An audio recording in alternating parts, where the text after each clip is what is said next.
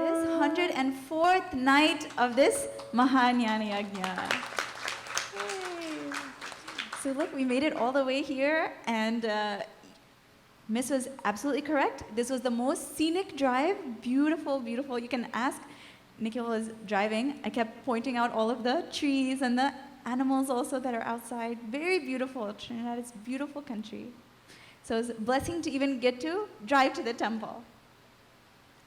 So at every night, we have been seeing a different name of Gurudev. And as you'll see, for many gods, goddesses, we have 108 names. So Hanumanji has 108 names. Durga Ma has 108 names. All have 108. And those names, they're about glorifying that God, goddess, Mahatma.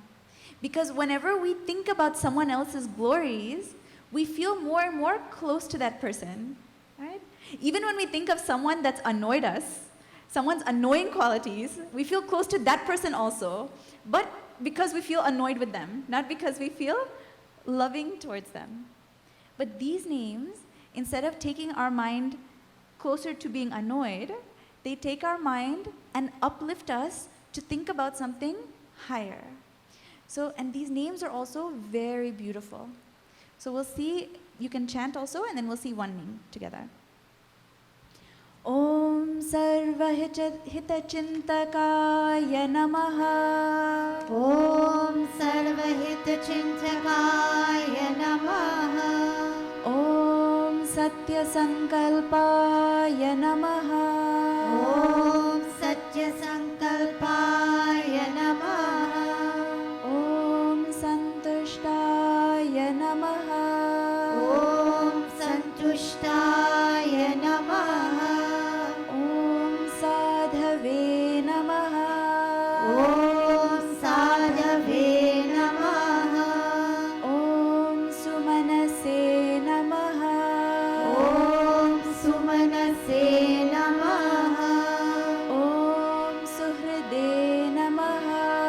Om Suhride Namaha. Om Swayam Jyotishe Namaha. Om Swayam Jyotishe Namaha. Om Stita Prajnaya Namaha. Om Stita Prajnaya Namaha. Om Shamashilaya Namaha. Om Shamashilaya Namaha. Om Shamashilaya Namaha. Om Shamashilaya Namaha. So Namaha means salutations. So salutations to one whose very nature is to forgive, forgiveness. Kshama means forgiveness.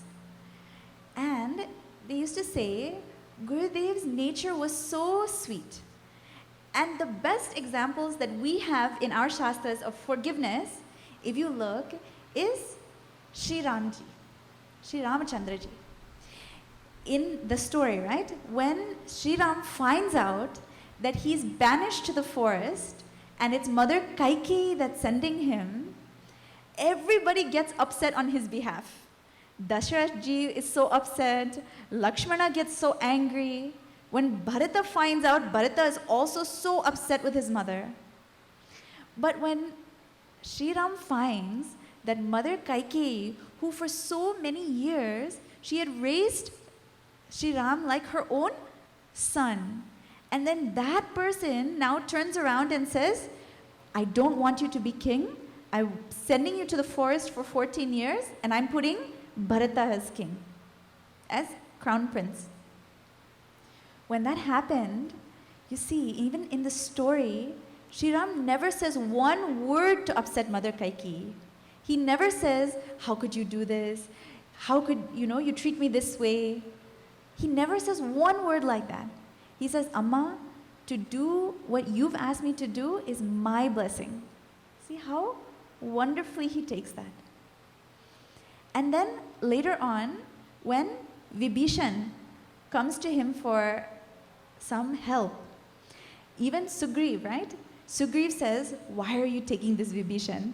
Don't you know his own brother is Ravana? Don't you know he's only here to trick you? You don't take this Vibhishan. You send him away.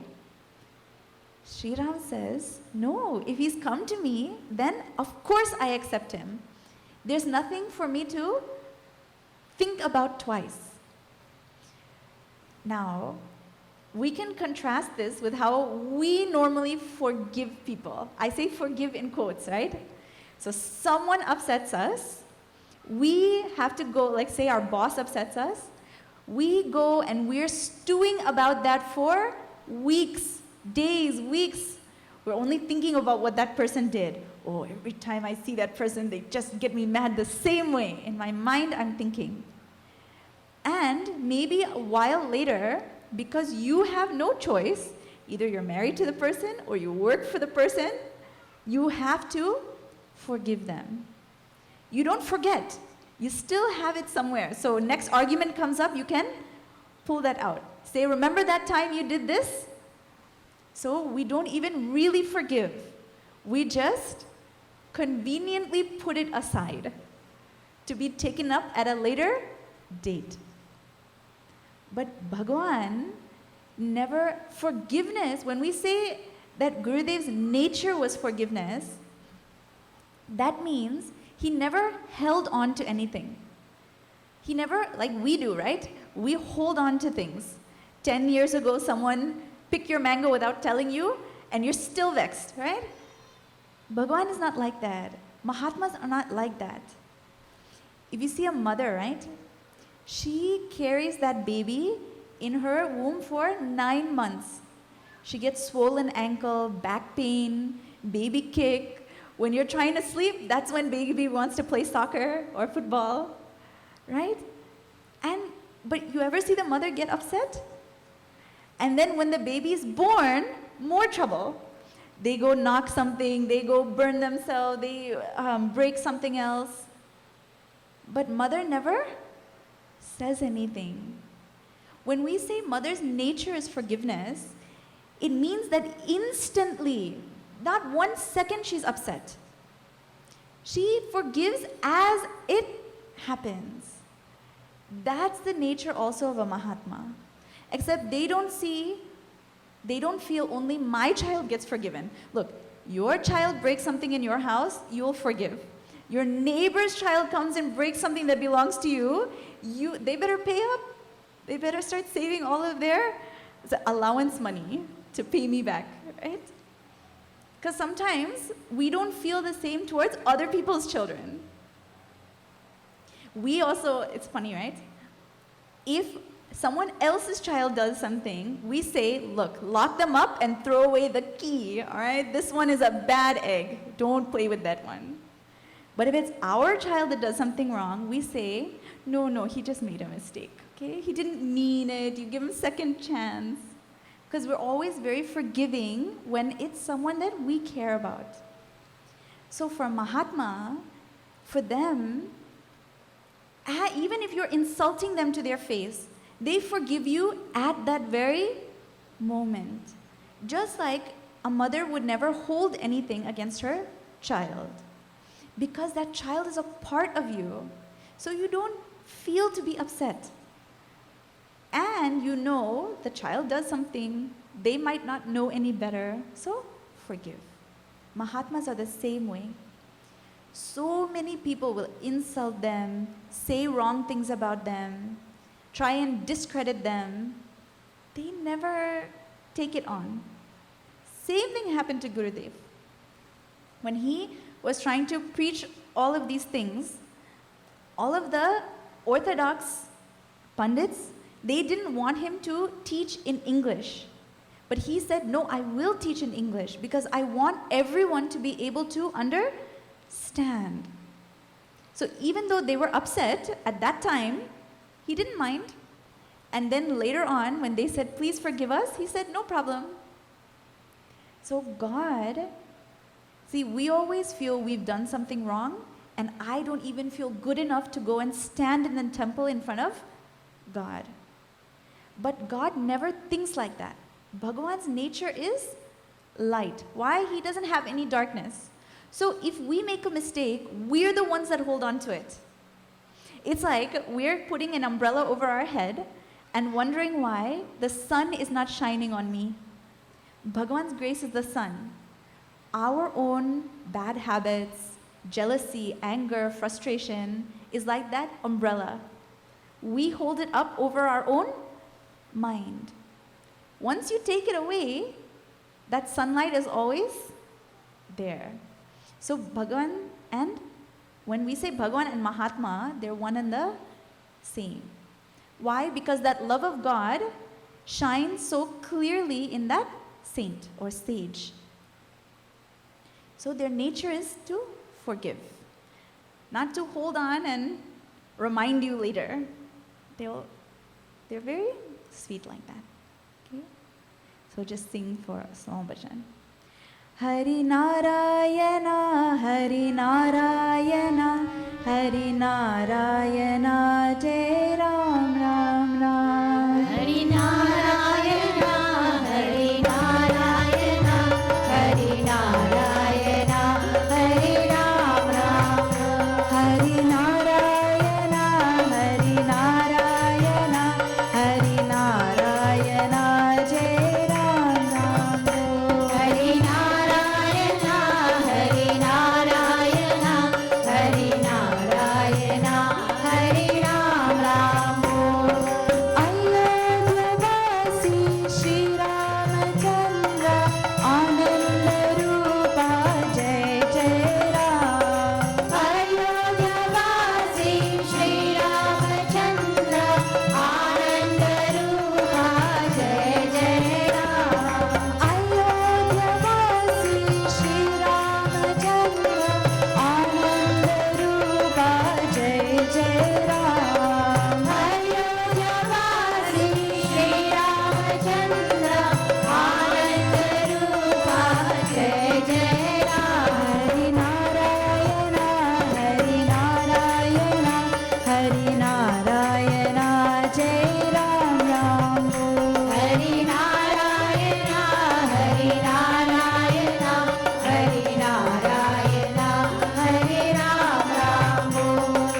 अयोध्यावासी Shri Ramchandra आनंद रूपा जय जय राम. अयोध्यावासी श्री रामचंद्र आनंद रूपा जय जय राम. अयोध्यावासी श्री रामचंद्र आनंद रूपा जय जय राम. अयोध्यावासी श्री रामचंद्र आनंद रूपा जय जय राम. हरि नारायण हरि नारायण हरि नारायण जय राम राम बोल. हरि नारायण हरि नारायण हरि नारायण हरि राम राम बोल. हरि नारायण हरि नारायण हरि नारायण जय राम राम बोल. हरि नारायण हरि नारायण हरि नारायण जय राम राम बोल. जय राम राम बोल. जय राम राम बोल. जय राम राम बोल. श्री रामचंद्र की जय. Okay. So now we're coming to chapter 18 of Srimad Bhagavad Gita. We've seen 17 chapters plus. Okay, and that means over 600 verses. And now we're counting down to the last few verses. This is the culmination chapter of Gita. And as the culmination, chapter 18 is jam-packed, as we say. So it has all of the major ideas present in chapters 1 through 17, along with some different aspects that Bhagavan didn't speak about previously. But it starts with a very interesting question, which is the difference between two words in our Shastras, Tyaga and Sannyas. Tyaga and Sannyas both have this connotation, which means to give up or renounce. But the way in which those words are used are very different. You'll see in some places it's used differently. Some Mahatmas, Rishis will use it differently. But here in this text, the way it's used is Tyaga is a means to get to a goal called sannyas. Just like if you, these guys must have heard this example already a few times, but it's as if you need to go from here all the way to Port of Spain, far, right? Go far distance. But your goal is to get to Port of Spain. To get there, you need your vehicle.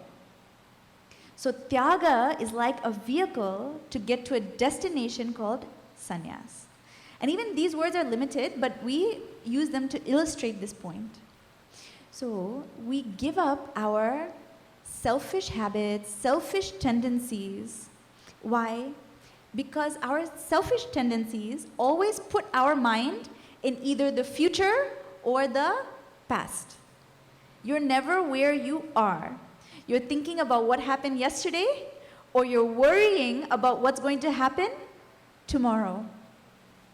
So someone had once asked Guruji, Guruji, can you tell the future? And he said, yeah. They said, really? You can tell the future? You know what's going to happen? He said, of course. They said, how? What? Tell me. He said, only one of two things can happen. Either you'll get what you expect, or you get what you don't expect. There, that's the future. What we expect or what we don't expect. But our mind is such that it's always worrying. It always assumes something terrible is going to happen, and it's always crying about what has already happened and gone. So this Tyaga means drop your mind's attachment to always worrying about things that happened and things that are going to happen. This is called karma phala, fruits of our action. Some fruit of our past action we regret. And we did some actions and we're worried about what fruit is going to come to us from those actions. So we have to drop that. Drop that worry, drop that anxiety. When we do that more and more, we come to live in the present moment. And in that present moment, we find the light of consciousness. That light of consciousness, to live, I say live, but to be established in that light of consciousness all the time is sannyas. It's the goal. That state of sannyas, they say, na nivartante. One who has gone to that state never comes back into this cycle of birth and death. It's like if all your karmas, you can imagine, they're like writing a letter to yourself. So you say something mean to somebody, you do something mean, it's like you're writing a letter, but the postmark on it is for you. So you send that letter out and it comes right back to you.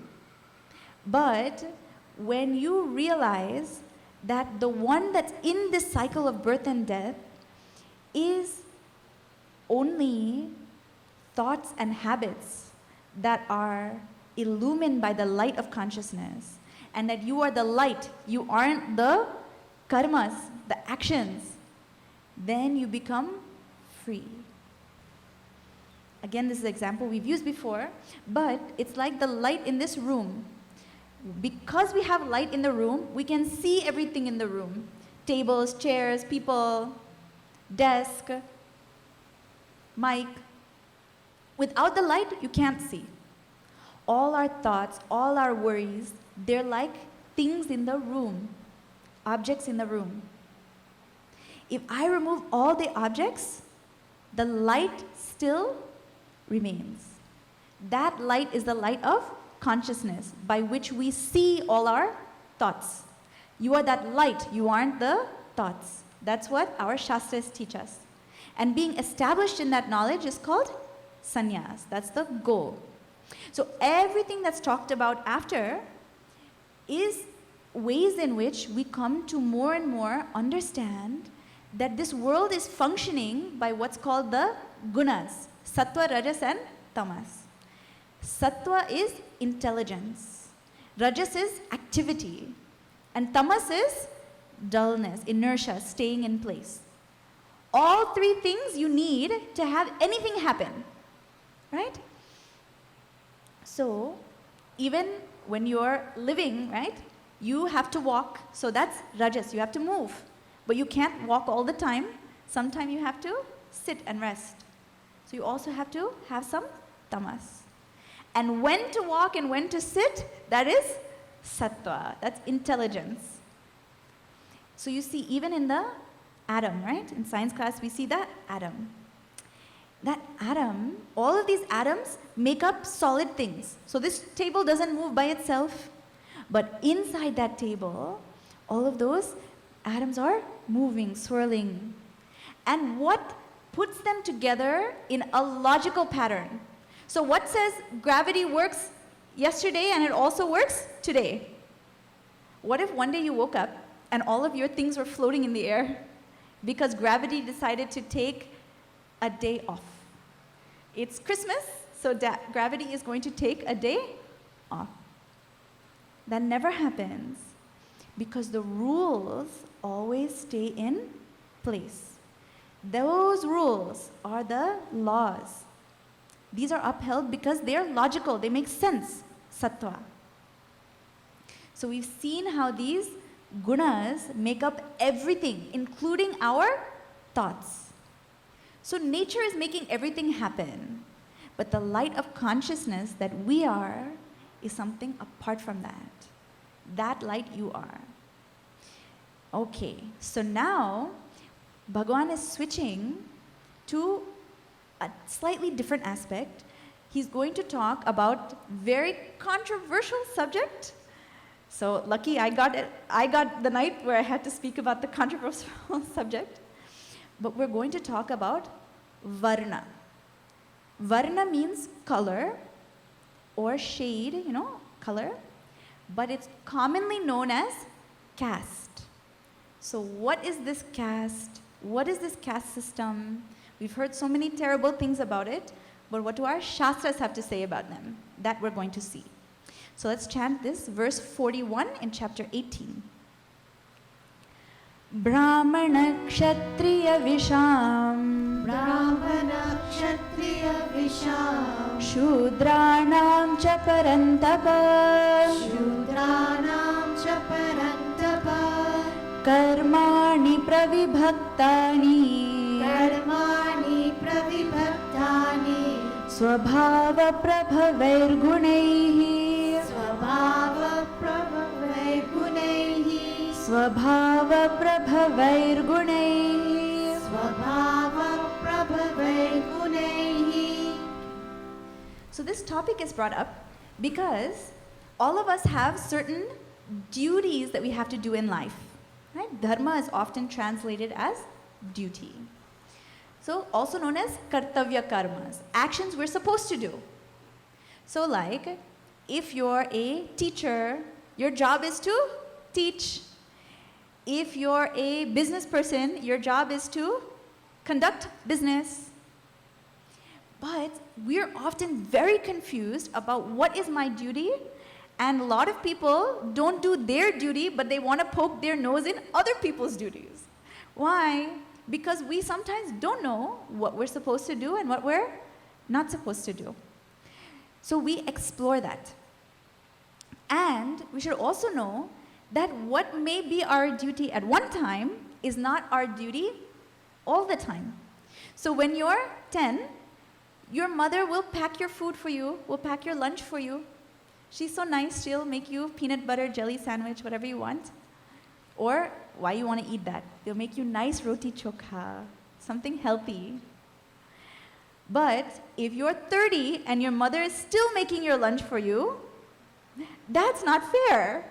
Why? Because now it's your own job to feed yourself. So our duties change also with time. So two things are given as the guidelines for what our duties in life should be. One is ashrama and the other one is varna. Ashrama is, which one's brahmacharya, then grihastha, vanaprastha and sannyasi. Brahmacharya means student stage. So that's when roughly it's given 0 to 25. That's about the time where you should be concentrating on your studies. You shouldn't be distracted by other things, getting involved in other things. Why? Because remember, what knowledge we have is how we act, right? So, if you're very good at fixing cars, then you know what to do with the car and what not to do. So when you're driving, you know how important it is to avoid all the potholes, because you know what it's doing to your car, the shocks in your car, right? So someone that maybe doesn't know much about cars, they'll put it in every pothole. They'll run that car fast. So why? Because they don't know. So based on what you know, you act. I had a friend, this is a true story, who when we were in school, high school, she got a job working at KFC. Okay, she worked in the back at KFC. And she said, after I got that job, I never ate at KFC again. Why? Because she knows what kind of things they do. So she never ate it again. Hopefully nobody, we're not supposed to eat there because we're vegetarians.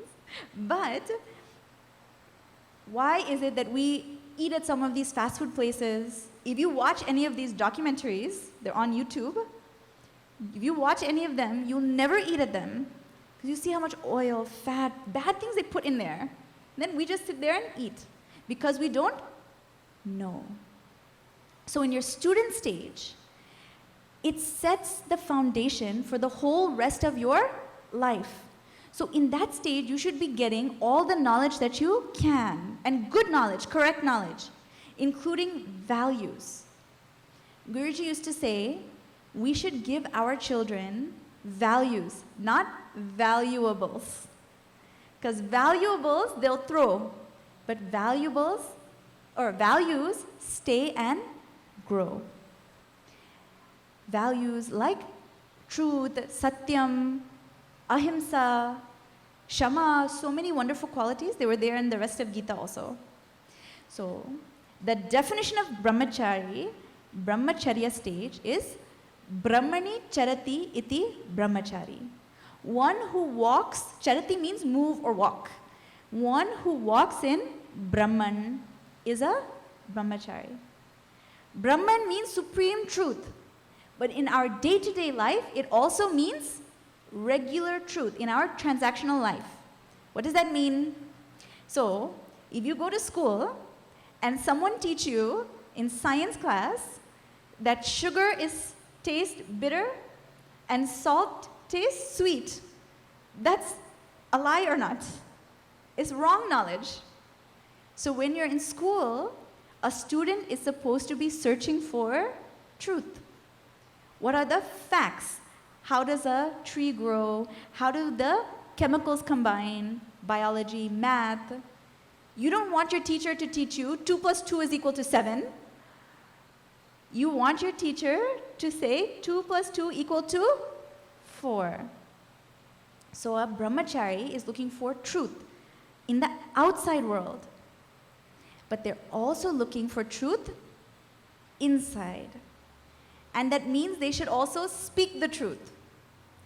So this is why you shouldn't lie. You shouldn't lie by omission. So someone tell you, you did your homework, and you say, well, it's on its way, and you haven't really started. Or you only thought about it, and so you're saying, no, I thought about it, so that kind of counts, so yeah.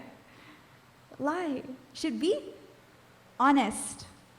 So that truth is a very important part of this brahmacharya stage. Then, next stage is grihastha. In grihastha stage, grihastha literally means, hasta means hand, Griha means house. So they're householders because they hold the house. They really hold the house. But there's two ways that can go. One is you're too concerned about your house. Some people say, look, I can't come satsang, I can't come ashram, I can't learn because someone has to stay home and watch the house. Really, some people say that. I can't come to a retreat, someone has to watch the house. Like if you're not looking, your house is going to pick up and run. It will be there when you come back. So, not that kind of householder. Householder should be one who holds the house together. Meaning that you work, you acquire. So, Sanatan Dharma has nothing against working hard and making money. But when you allow your money to rule you, that's the problem. There's a saying, money makes everyone its slave, but no one is the master of money. People die or live poor and die rich. Why? Their whole life they don't spend anything. Then they die with a whole lot of money. There's a word, I think it's Bhojpuri, makhi chus, they say, for one who's really selfish. Only one who is very greedy. You know why?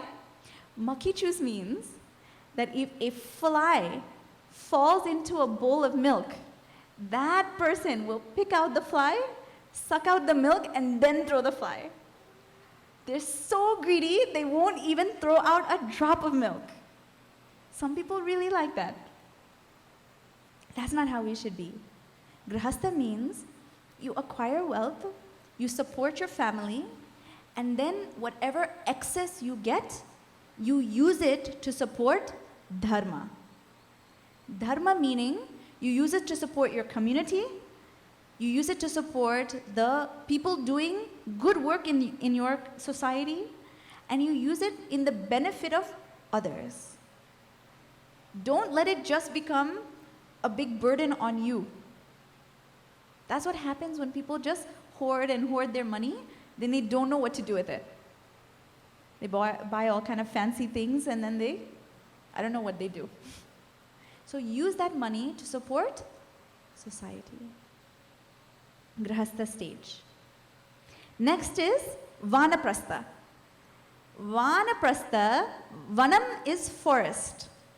Vanaprastha means one who, after they've raised their children and everything, time to retire. In the old days, they used to retire to the forest. So some of you guys worried, oh no, I'm going to have to go live in the bush. We drove past a lot of bush, right? So you're going to have to live there. No. What it means is that you retire from being overly concerned with worldly activities. Making money, all this stuff. Why you want that headache forever? You retire and you turn your mind inwards to think about God at that stage. Why? Because everyone want to wait until they're on their deathbed and Yamraj is there, and then they want to start chanting bhajans. That's too late. You have to retire and start slowly thinking about God. There's a nice story that there was once a businessman. He really loved his business. But he also knows that what you think about when you die is what next stage also you'll go to. Okay? So he thought he would be very clever. So he had 4 sons and he decided to name them Ram, Krishna, Shiva and Hari. Ram, Krishna, Shiva and Hari. So then when he was ready to die, he decided to call all the boys.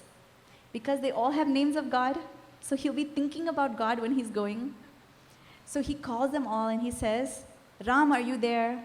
Ram says, yes, Father, I'm here. He says, Krishna, are you there? He said, yes, Dad, I'm there. Then he says, oh, Shiva, are you there? Yes. Hari, you're there also? Yes. And so after he said this, he opened one eye and he said, wait, if all you here, who's watching the shop? And then he died. So, we think we're going to be very smart and trick Bhagwan. Okay, so 364 days a year, I'm doing all kind of nonsense. One day out of the year, I have nice prayers at my house. Call Baba, spend a lot of money, invite everyone, feed them, and give them a lot of roti and chana. And then God will forgive me. Or at the last moment, then I'll think. But the trick, in 8th chapter we saw in Gita, the trick to thinking about Bhagavan when we go is to think about Bhagavan while we're alive. So don't think that we can escape that. Don't live your life in an unthinking way. We should all be living our life thinking about what we do on a day-to-day basis. So in that Vanaprastha stage, you say, I've had my time to take care of my business, take care of my family. Now I'm going to take care of my spiritual pursuit, thinking about Bhagavan. Then in that sannyas stage now, that means I drop all of these other karmas and I just rest in that knowledge of God. So these stages are given so beautifully in our Shastras. And if we follow them, then we always have a goal in life as we're living our life. The reason why we're seeing so many people who are unhappy, depressed, students who get mixed up in all other kind of things is because we don't have a goal in life. If you know you're going to Port of Spain, then you can put Waze on your phone and follow the directions to get there.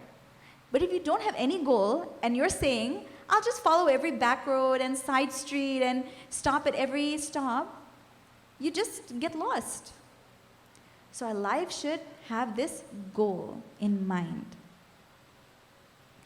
So once we're clear about ashrama, next comes this varna, caste. And generally what this is a description. It's not a condemnation of anyone. Just like if you go to the zoo, you'll see all kind of animals there. Some of them are very sweet and gentle, so they'll have the horse, they might have the elephants. They're very gentle creatures. Then you'll see the lions and the tigers. They're also there. So the natural world has all different types. In the same way, we are part of that world or not. We are. So we also have our types.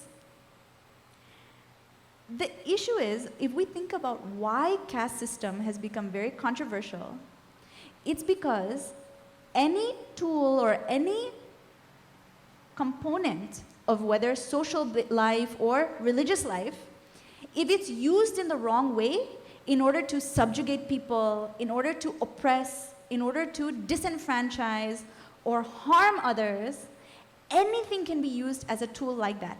Anything. When the Europeans first came to these islands, to the Americas, they killed so many people in the name of religion. There's a great philosopher, he had said, when they first came, they had the Bible and we had the land. They told us to close our eyes and pray. When we closed our eyes and pray, we opened our eyes and we had the Bible and they had the land. So, even a religious text is used for such horrible purpose. Science also has been used in so many ways in order to hurt other people.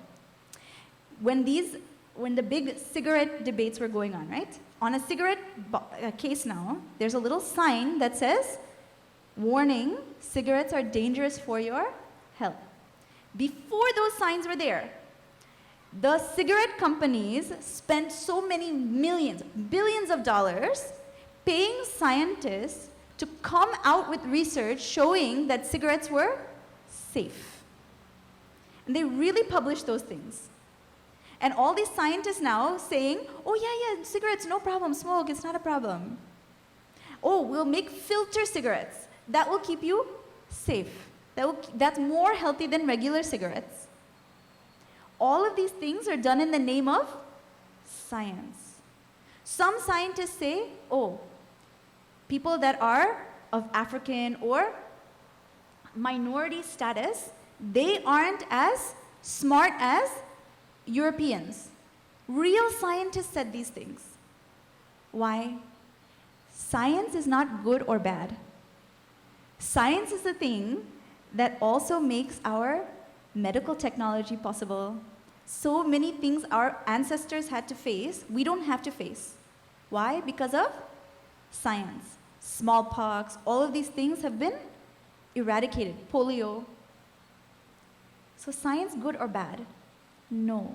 It's how science is used that makes it good or bad. Just like when you want to cook for your friends that are coming, you're going to have nice food, and you cook on the fireside, that baigan choka, everything tastes so good. That fire that you use, make it taste really good. That same fire, when it's a bushfire, will burn down all the grass and your house also. When it's in your chulha, it's making you roti, making you choka. When it's out there, it's burning down everything. So fire is not to blame. Our use of fire is to blame. In the same way, for many years, this caste system was used to push people down, keep people down, and in that way, it was horrible. And in fact, sometimes you see caste still being used, even today, even in Trinidad, to keep people from doing certain things. That's not right. Look, people were suffering in India because of caste system. They came here for a better life. If we import caste system here also in the wrong way, you're just bringing your problems with you. That's all. It's like bringing a deadly disease into a country that doesn't even have it. So then, what is caste system? In this verse it says, Swabhava Prabhavaihi Gunaihi. This caste arises from gunas, this varna arises from gunas and swabhav.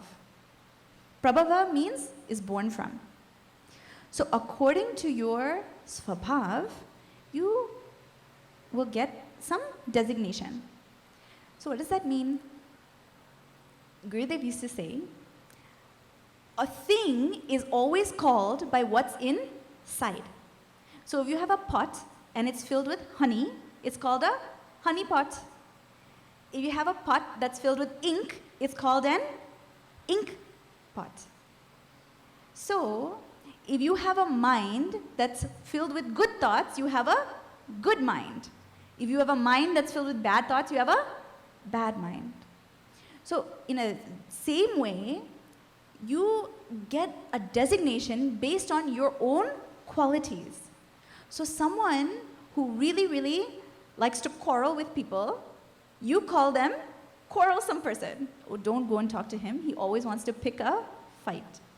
If you're someone that's very sweet to everyone, people will call you sweet. Based on what you are, who you are. In the same way, these different designations are given to describe what is inside someone already, not something that can be imposed on you simply because of a name or because of where you're born. And it says in our Shastras that your varna can change based on the effort you put in life. So you know the story of Valmiki Rishi? Valmiki Rishi used to be a dacoit, a bandit. His name was Ratnakar. And whenever he was there in the forest, he was the most feared bandit. So people were afraid to come there. He would kill people for their money. One day, a sage came and said, "Why are you doing this?" And Valmiki Rishi said, Ratnakar said, "I'm doing it for my family.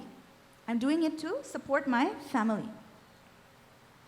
And that sadhu told him, look, you're getting so much bad karma from killing people. Are your family going to take up all that bad karma for you? He said, no, they'll share with me. They love me. He said, go ask them. So he went home and he gave all of his day's earnings to his wife. And he says, oh, sweetie, I have a question to ask you. You know what I do, right? She said, yeah. He said, you know I steal from people? She said, yes. Look, I'm getting a lot of bad karma from stealing, but you'll share that karma with me, right? I'm doing it for you. She said, no, you're doing it. It's your job to take care of me. So you have to keep your karmas for yourself. And then he asked his children, look, I'm doing this for you. You'll take some of my karmas? They said, nothing doing. We're the kids. We don't know. It's your job. So that moment, he left that life and he went back to that sadhu and he said, please teach me. I want to stop being this way. So he said, look, you sit and you meditate on Ram. Just say Rama, Rama, Rama and meditate. He was so bad that he couldn't, the legend goes, he couldn't even say Rama because he was so bad. He couldn't say the sweetness of Lord Rama's name. So sadhu said, whoa, okay, so you're extra tough case. I'll give you some help. Don't say Rama, say Ma-ra. Ma and Ra. So he said Ma-ra, Ma-ra, Ma-ra, Ma-ra. And then over time it became Rama, Rama, Rama. So they say after many, many, many years, even anthill came and grew over his body. Then he emerged as the great sage Valmiki. So he used to be a bandit and then he became the great sage Valmiki who wrote Ramayana. So no one is bound by their circumstances. We can all put in effort to change. See, even Prahlad, he was born to Hiranyakashipu. Horrible, horrible demon. And that Hiranyakashipu was causing problems for everyone, even Lord Shiva. To such a one, what a wonderful Prahlad was born. So our birth does not fate us to any varna. It's very important to know. It's based on our qualities. And it says in our Shastras that our saints can come from any caste. We don't even know how people become saints, but they come from any varna, any ashrama. And this svabhav, it comes up over lifetimes. So you'll see in a house, two people will be born, two twins can even be born in a house. One of them likes art, the other one likes science, one likes roti, other one likes paratha, one likes rice, one likes doubles with slight pepper, one likes doubles with heavy pepper. Why? Born same house, same parents, same genes, but different qualities, habits, traits, because they're coming from previous lifetimes. That svabhav you build up over lifetimes. One whose primary qualities are sattvic qualities, so meaning that they enjoy study, contemplation, peacefulness, they see oneness in all things.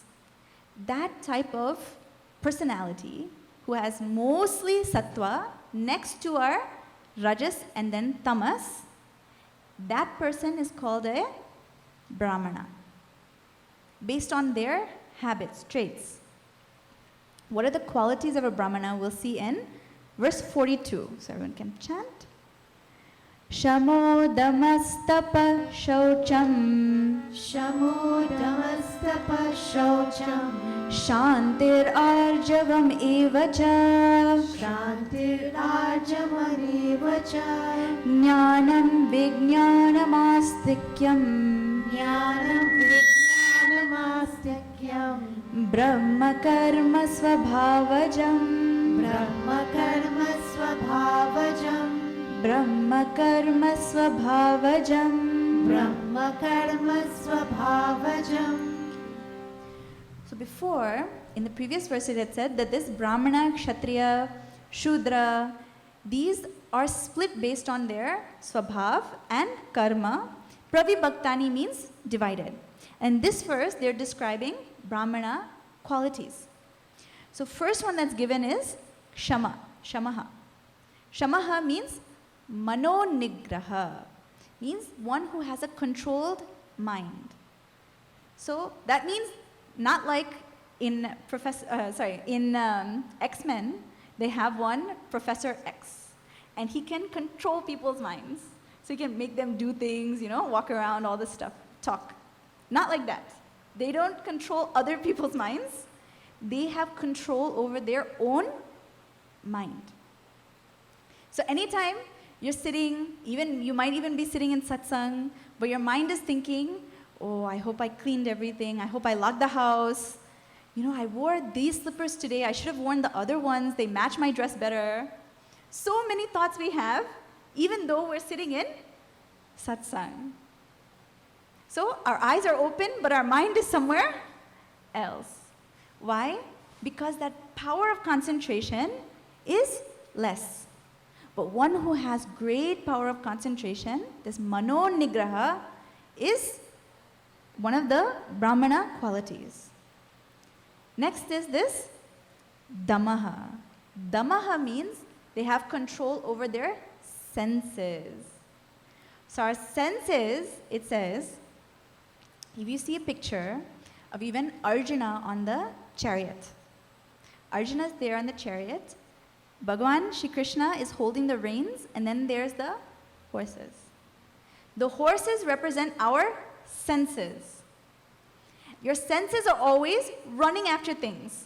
So your eyes, they want to see new Captain America movie coming out next week, okay? Eyes want to go movie town.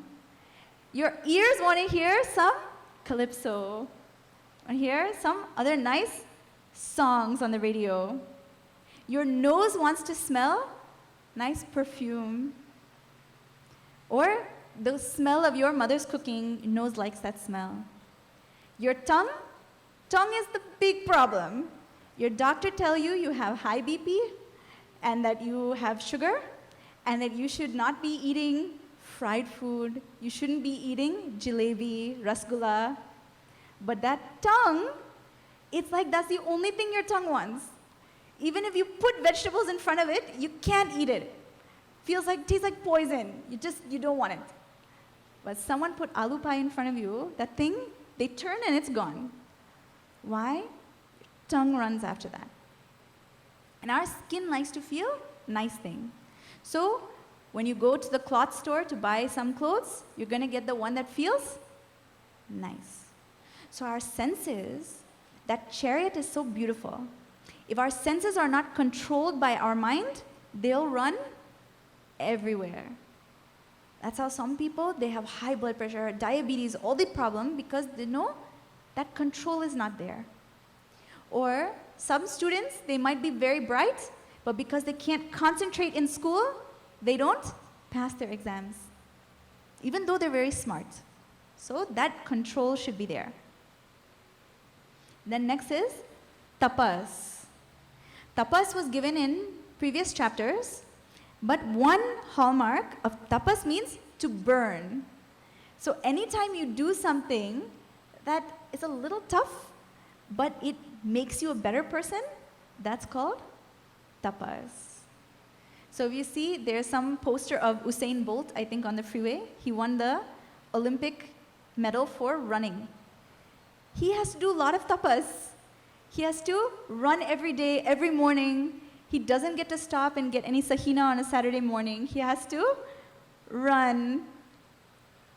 He makes sacrifices. That tapas is there. So tapas can be of 3 types. It was given in Gita. One is body. Shariram tapa uchyate. The body's tapas is to be clean. So make sure you take your bath, Make sure you keep your clothes also cleaned. And they say shaucham should be inside and outside. So you keep your outside clean, you should also keep your inside clean. Don't think bad thoughts of anyone. Don't hate anybody. Think good thoughts. Have a good mind.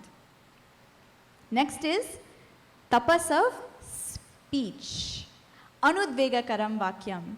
Always speak words that don't bother anyone. Satyam, priya, and hitam. Your words should always be truthful, kind and loving, and they should be, hitam means beneficial to someone. Sometimes we tell someone the truth, but it doesn't benefit them. So someone comes to satsang and they're wearing a dress, and you feel that dress is ugly. So you go and tell them, you're looking that dress not looking nice. It might be true also, but they're already wearing it and they already came. So why you want to go and upset them? Mothers really do this a lot, I feel, to their daughters. They'll say, why are you wearing that? I'm already wearing it. Just leave me alone, Mom. That's how I feel, right? I hope my mom's not listening. Okay. Just kidding. Our speech should always be loving, honest, beneficial to others. Shouldn't waste it in gossip. Shouldn't waste it in insulting people. All of this is waste of our time. You see picture of Lord Ganesh?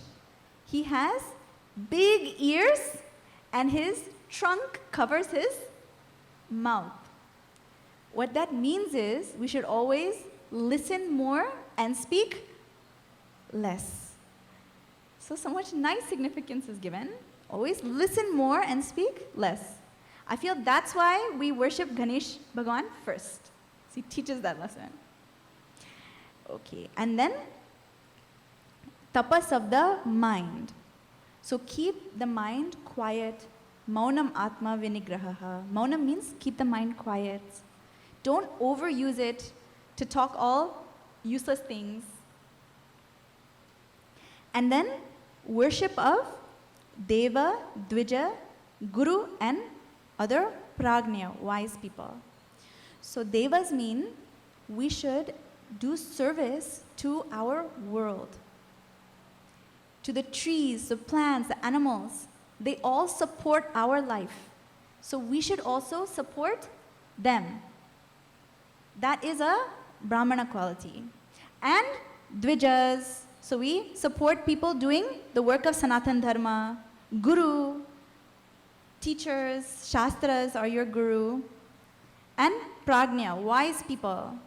So trust your scientists, leaders, wise leaders. Not otherwise, wise leaders should follow. Then the other few adjectives that are given are this: Shanti, should be peaceful. Be Kshama, forgiveness. We saw forgiveness. Forgive things as they happen. Don't hold on to them. Jnana and Vijnana. These two words are given, very interesting. Jnana means knowledge, and Vijnana means experience of knowledge. We gain the knowledge of God through our scriptures, but the experience of God can only happen in our hearts. There's once a sage that talked to Swami Vivekananda, and he said, he was showing him all these different books, and he had one book on the properties of water. So he gave that book to Swami Vivekananda, and he said, you squeeze that book. Swamiji thought that's weird. He squeezed the book. Nothing happened. So the sage said, you see, this is a book about water.